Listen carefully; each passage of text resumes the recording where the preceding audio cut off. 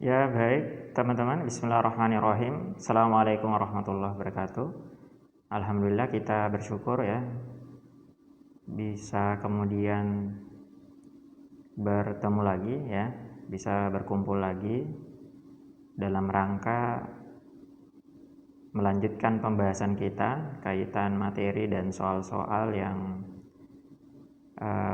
biasanya keluar ya di ujian mandiri UGM ya, utul UGM atau di ujian mandiri kampus lain ya, atau mungkin buat persiapan teman-teman untuk masuk di universitas swasta itu. Dan pada kesempatan hari ini ya, kita akan melanjutkan pembahasan kita kaitan kingdom fungi atau jamur.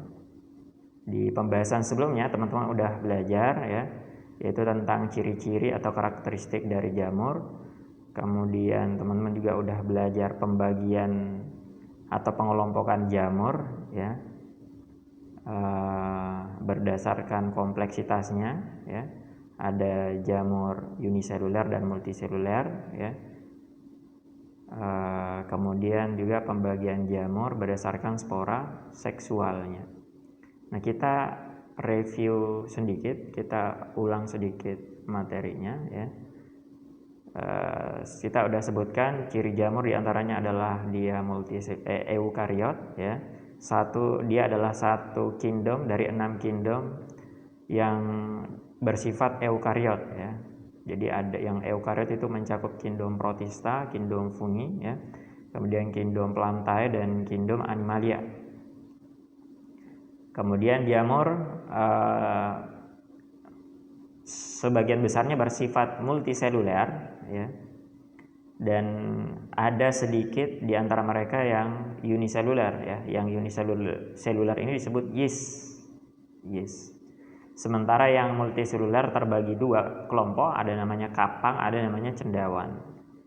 Bedanya apa? Kalau kapang itu mikroskopis ya, contohnya jamur tempe ya, jamur yang ada pada tempe, teman-teman nggak mungkin lihat strukturnya ya tanpa teman-teman menggunakan mikroskop. Kemudian ada yang makroskopis ya, bisa dilihat dengan mata telanjang, misalnya jamur merang ya, jamur payung, jamur shiitake dan yang lainnya yang biasanya ukurannya besar ya, biasanya bisa dikonsumsi. Maka kemudian ciri jamur yang lain adalah dia punya dinding sel dari zat kitin ya. Apa itu kitin? Kalau pada tanaman itu dinding selnya berupa selulosa, dia selulosa karbohidrat ya, unsurnya CHO, polisakarida. Kalau kitin sebenarnya juga polisakarida, cuman bedanya dengan selulosa, kalau kitin selain mengandung unsur CHO, dia juga mengandung unsur nitrogen, mirip-mirip protein ya. Kemudian ciri dari jamur yang lainnya adalah dia heterotrof. Ini yang membedakan dia dengan tanaman. Dia sama-sama tanaman, punya persamaan dengan tanaman, sama-sama punya dinding sel ya. Tapi ini yang membedakan dia, kalau tanaman kan autotrof, bisa fotosintesis gitu. Nah, ini yang menjadi persamaan dia dengan kingdom animalia, bersifat heterotrof. Kemudian dia bersifat seperti halnya berbeda dengan hewan. Kalau hewan motil bergerak karena punya sistem gerak, sistem otot dan rangka. Kalau pada tanaman nggak punya ya. Pada jamur ya, seperti halnya tanaman nggak punya. Kemudian di antara mereka hidup sebagai pengurai ya, saprofit, ada yang hidup sebagai parasit ya, ada yang hidup bersimbiosis dengan organisme lain. Dan kita udah pelajari bagaimana reproduksi mereka baik secara seksual maupun aseksual, kedua-duanya menggunakan spora. Kemudian di sini bisa teman-teman lihat cara hidup jamur secara umum ya. Itu ada beberapa profesi buat jamur ya. Ada yang berprofesi sebagai saprofit, pengurai ya. Artinya dia hidup dengan menguraikan makhluk hidup mati ya, makhluk hidup yang telah mati kayak tanaman ya. Yang kemudian ditumbuhi jamur, di mana mungkin di antara jamur itu melepaskan enzim selulase ya, karena dia merombak dinding sel tanaman misalnya. Kemudian di antara mereka ada yang parasit ya, parasit pada manusia, pada hewan, parasit pada tanaman dan yang lainnya. Dan di antaranya ada yang berhidup dengan bersimbiosis dengan makhluk hidup lain ya. Yang terkenal ini ada dua yang bersimbiosis, ada yang lisens, disebut juga lumut kera, ya.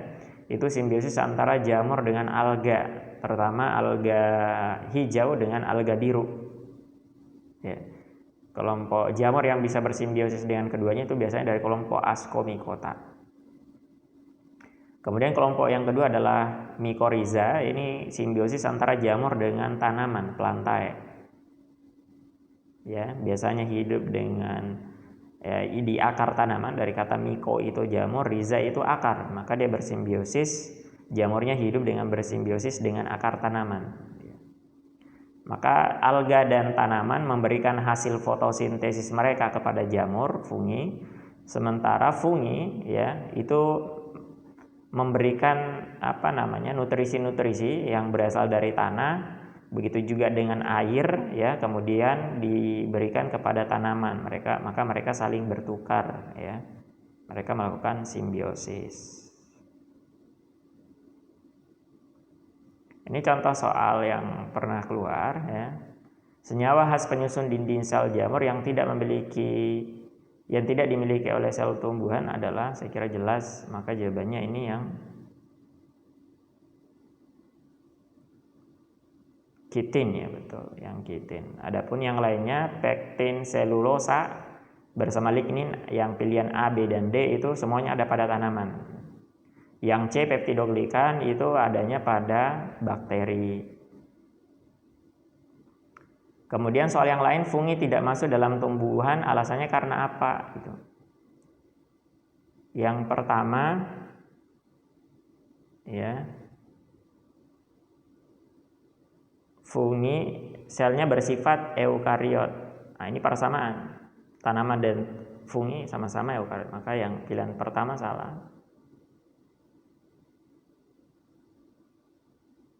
Kemudian yang ketiga juga artinya salah. Meskipun itu jadi ciri khas dari jamur, tapi itu tidak menjadikan dia masuk tanaman, ya. Kemudian yang konsep kedua, karena dia bersifat heterotrof, bisa, ya, itu yang membedakan dia dengan tanaman. Tanaman kan harus autotrof. Kemudian dia punya ciri karena heterotrof, artinya dia nggak bisa fotosintesis, nggak punya klorofil. Maka untuk soal ini jawabannya 2 dan 4, ya, C. Kemudian contoh soal yang lain, teman-teman. Ke dalam dasar makanan buatan untuk jamur penicillium, selain zat-zat anorganik juga ditambahkan zat anorganik. Zat organik ditambahkan karena penicillium adalah tumbuhan yang bersifat. Jadi penicillium itu jamur, ya. Maka dia butuh di sini dia berupa zat anorganik. Ya. Ini ada kata anorganik. Maaf. Ada kata organik gitu. Maka kalau dia butuh zat organik, dia termasuk organisme yang heterotrof, ya. Karena bedanya pernah kita pelajari, kalau autotrof itu bisa dia yang dibutuhkan adalah anorganik, ya. Dia butuh senyawa anorganik, misalnya CO2, ya, yang kemudian dirubah jadi C6H12O6. Dia bisa merubah senyawa anorganik menjadi organik. Tapi kalau organisme heterotrof nggak bisa, dia yang dibutuhkan seperti halnya kita, manusia, kita butuh senyawa organik sebagai nutrisi kita, gitu. Maka mirip dengan kita, penicillium itu juga bersifat heterotrof, ya.